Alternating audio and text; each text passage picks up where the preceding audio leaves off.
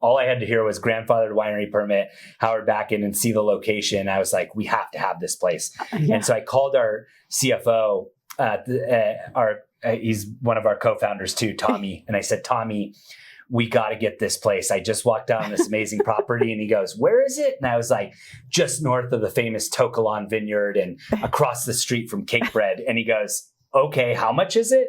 And I told him the price and he goes, sounds really cool, but sounds super irresponsible. And he hung up.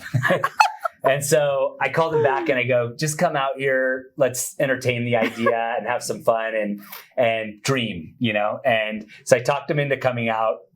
48 hours later, we walked the property.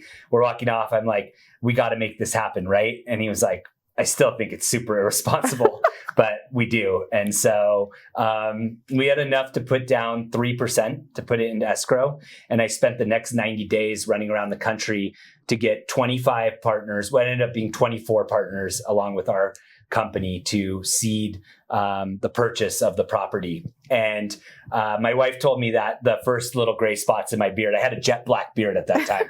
The first little gray spots started coming out in there. But we got to day 90. I was still $1 million short. I doubled down on our deposit and bought another 10 days. And we closed escrow on the 98th day and the land was ours.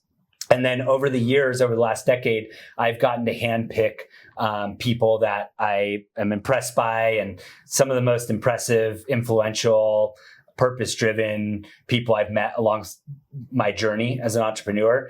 I've got to invite them into being part of our community and owning a piece of this together. So today there's a little over 100 individuals and families ranging from some of the greatest athletes in the world and musicians to some of the greatest visionaries of our time to just really nice families and philanthropists, all with this common thread of being rooted in purpose. And it's an amazing community of people. I pinch myself all the time. I'm like, how do I have this group that owns this with me?